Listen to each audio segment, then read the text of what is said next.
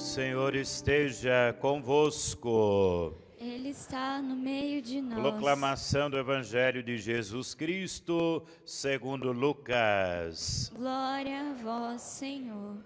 Naquele tempo, Jesus disse aos fariseus: havia um homem rico que se vestia com roupas finas e elegantes e fazia festas esplêndidas todos os dias. Um pobre chamado Lázaro, cheio de feridas, estava no chão à porta do rico. Ele queria matar a fome com as sobras que caíam da mesa do rico.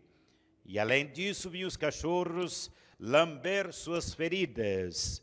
Quando o pobre morreu, os anjos levaram-no para junto de Abraão. Morreu também o rico e foi enterrado. Na região dos mortos, no meio dos tormentos, o rico levantou os olhos e viu de longe a Abraão, com Lázaro ao seu lado. Então gritou: Pai Abraão, tem piedade de mim. Manda Lázaro molhar a ponta do dedo para me refrescar a língua, porque sofro muito nestas chamas. Mas Abraão respondeu: Filho, lembra-te que tu recebestes teus bens durante a vida, e Lázaro, por sua vez, os males. Agora, porém, ele encontra aqui consolo, e tu és atormentado. E, além disso, há um grande abismo entre nós. Por mais que alguém desejasse, não poderia passar daqui para junto de vós, e nem os daí poderiam atravessar até nós. O rico insistiu: Pai, eu te suplico, manda Lázaro à casa de meu pai, porque eu tenho 5 irmãos. Manda preveni-los, para que não venham também eles para este lugar de tormento. Mas Abraão respondeu: Eles têm Moisés e os profetas, que os escutem. O rico insistiu: Não, pai Abraão, mas se um dos mortos for até eles, certamente vão se converter. Mas Abraão lhes disse: Se não escutam a Moisés nem aos profetas, eles não acreditarão, mesmo que alguém ressuscite dos mortos. Palavra da salvação. Glória a vós, Senhor. Podemos sentar.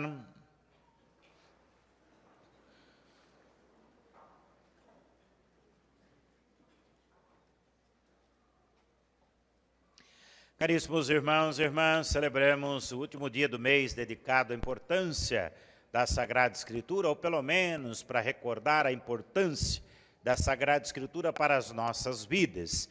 No 26º domingo do tempo comum, este tempo em que Jesus nos dá as lições sobre o reino de Deus, este tempo em que Jesus atualiza a palavra que no Antigo Testamento parece tão distante de nós, a palavra que no Novo Testamento parece que ainda não alcançou a sua eficácia, mas a palavra que continua sendo a mesma, a palavra de Deus, a palavra que traz salvação para a vida humana.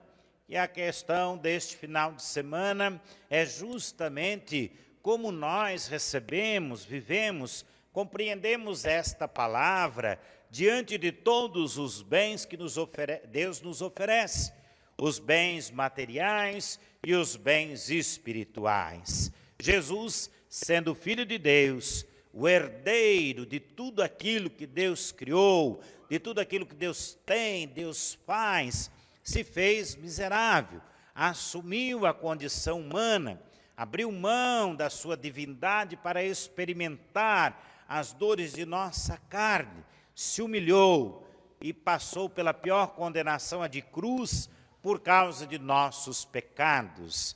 Muitas vezes nós não conseguimos voltar atrás em pequenas coisas.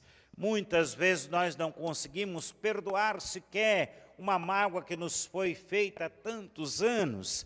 E então nós vamos descobrindo que não é a palavra que está distante, não é o evangelho que não tem eficácia, mas que ainda é o ser humano que se distanciou de Deus e que permitiu criar um enorme abismo entre nós e o próprio Deus, entre nós e aquele e aquela que deveriam, que precisam ser o nosso próximo, porque são nossos irmãos e irmãs, porque convivemos com todos eles, porque fazem parte da nossa vida. Ninguém chega até Deus com uma herança de salvação só para si. Esta herança é oferecida para todos. Ninguém chega até Deus porque tem mais isso ou aquilo que os outros, mas porque vive um coração generoso, fraterno e disponível. Jesus narra a história destes dois homens, um que sobrecaiu sobre si a miséria e as feridas. É Lázaro, não é o irmão de Marta e de Maria, mas é o Lázaro que está à porta do homem que na vida recebeu todos os bens, é rico, como na primeira leitura, na profecia de Amós, se veste bem, se perfuma bem, ouve, canta, toca as melhores músicas, na sua mesa tem um banquete todo dia, mas que não é capaz de olhar para José, o miserável, rejeitado. Esse do Novo Testamento não é capaz para olhar para Lázaro, que está todos os dias na sua porta. Lázaro não quer o lugar do homem rico, não quer um lugar à sua mesa, não quer os seus bens. Ele pede as migalhas que caem da mesa para matar a sua fome. Olha como nós vivemos no mundo das contradições. Ainda hoje, tudo que nós desperdiçamos e jogamos fora, daria para acabar com a fome do mundo e ainda sobraria e muito. Toda a riqueza que nós produzimos daria para dar condição de vida digna a todos os seres humanos e ainda sobraria riqueza para muitas gerações futuras. Mas o que nós temos, o desperdício, o que nós temos, o má aproveitamento dos bens, dos frutos da terra, o que nós temos, o lucro em função de poucos tão ricos e de muitos tão pobres. Nem precisa ser uma pauta para a sociologia, para a ideologia comunista ou para qualquer outra coisa, porque essa pauta já é e sempre vai continuar sendo a pauta do Evangelho. Quando Deus criou o mundo, fez com que a terra produzisse todos os frutos para satisfazer as nossas necessidades. E Deus nos deu toda essa capacidade para administrar os bens da criação. Então não adianta dizer, por que Deus deixa alguém tão rico e outros passando fome? Por que Deus permite a miséria? Deus não quer nada disso, é o ser humano que administra mal, lembra da semana passada, os bens da criação. Então é preciso prestar atenção, porque a vida passa e os papéis se invertem. A morte é para todos, para o rico, para o pobre, para o homem, para a mulher, para o novo, para o maduro, para o escravo, para o livre, a morte é para todos. E aí sim, o que nós vivemos aqui é que nos vai fazer herdeiros, tomar posse daquilo que Deus tem reservado para nós na eternidade. Ao pobre, reservado um lugar do lado de Abraão. Por que Lázaro não está já junto com Deus Padre? Porque ainda Jesus não havia ressuscitado e não havia ainda revelado a vida eterna, a ressurreição para todos aqueles e aquelas que receberiam o seu Espírito. Mas morre o rico também, e ele não está com Abraão, está na região dos mortos. E logo começa a tormenta na região onde ele está, porque onde não existe fé, não existe paz, não existe amor, não existe misericórdia, não existe vida eterna. E então, ao longe, o homem rico que sofre as tormentas, vê Lázaro e vê Abraão, e pede, deixa Lázaro molhar o dedo para refrescar a minha língua, porque aqui a tormenta é demais. E então aquilo que nós criamos, enquanto distanciamento uns dos outros e do próprio Deus, agora fica em evidência. Abraão diz, não é possível, porque entre nós existe um grande abismo. Não dá para quem está do seu lado vir para cá, e para quem está desse lado ir para o outro lado. Quantas vezes Jesus pediu para a gente mudar de lado? Quantas vezes Jesus pediu para a gente mostrar a outra face? Quantas vezes Jesus pediu para a gente avançar para as águas mais profundas? Sairmos do comodismo, sairmos de uma aparência de tranquilidade para vivermos de fato os valores do reino. Já já Paulo vai mostrar quais são esses valores. Mas ainda nós queremos prestar atenção no Evangelho e colocar em evidência a importância da palavra. De repente o homem se dá conta e diz, então Abraão, deixa Lázaro ir avisar na casa de meu pai os meus irmãos, para que eles não venham para este lugar de tormenta. E Abraão, nosso pai na fé, vai dizer, se eles não ouviram Moisés e os profetas, não vão acreditar em alguém que ressuscite dos mortos. Abraão lembra de tudo aquilo que Deus já tinha dito pelas profecias, já havia entregue ao povo de Israel pelos mandamentos, pela lei, e que continuava sendo ignorado pelo povo da primeira aliança. E ainda Jesus vai dizer, também não vão acreditar no meu evangelho após a ressurreição. Já fazem mais de 2000 anos que Jesus ressuscitou, voltou de junto de Deus e nos disse como precisa ser a nossa vida para que alcancemos a vida eterna. E ainda assim, não são 5 não, mas são tantos e tantos irmãos que não acreditam na força da palavra que transforma a nossa vida, na força da palavra que nos concede a vida eterna. Amós diz que vai chegar uma hora que esse bando de gozadores que só aproveitam das coisas da terra vão passar. E então vai ser preciso enfrentar ou, se forem dignos, receber aquilo que é duradouro, permanente, as realidades do céu. Paulo diz que nós precisamos testemunhar a verdade. E como nós testemunhamos a verdade? Ele dá aqui, o homem de Deus vive como homem de Deus, como mulher de Deus, praticando a justiça, a piedade, a fé, o amor, a firmeza e a mansidão. Não há do que nós termos como dar desculpas para Deus, porque todos, homens e mulheres, ricos e pobres, podem viver estes valores. Fazer justiça é enfrentar as realidades de opressão, de injustiça, para que o mundo seja melhor. Fazer com que a miséria seja superada é acreditar em políticas públicas, em ações humanas, onde a distribuição dos bens possa favorecer a todos e não apenas a alguns.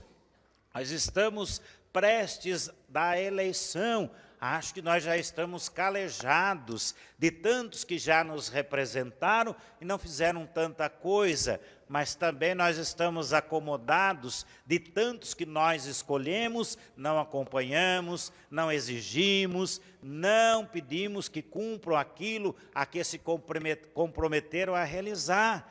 Não é para a gente ficar trocando figurinha, se ofendendo, para disputar qual candidato é melhor ou pior do que o outro, mas é para pensar que politicamente, economicamente, nós temos um instrumento de transformação e de, pelo menos, se a gente não consegue colocar nos corações humanos a fé, que a vida social seja um pouquinho melhor, que a nossa realidade se torne um pouquinho melhor. E é aí que Jesus diz que a nossa fé tem que ficar em evidência, pois Cristo, mesmo diante de Pilatos, diante de sua condenação na cruz, diante de toda injustiça, continuou testemunhando a verdade. Uma verdade tão plena e absoluta que sim, transforma a vida aqui e que sim é capaz de nos levar para a vida do céu. De novo, o Salmo traz aquilo que Deus quer realizar através de nós aos pequeninos do reino. Ele é sempre fiel. A sua proposta é fazer justiça aos oprimidos, dar alimento a quem tem fome, porque nunca a terra deixou de produzir os seus frutos. É dar liberdade aos escravizados, tanto pelo egoísmo e pela ganância, quanto os escravizados pelo pecado e pela miséria.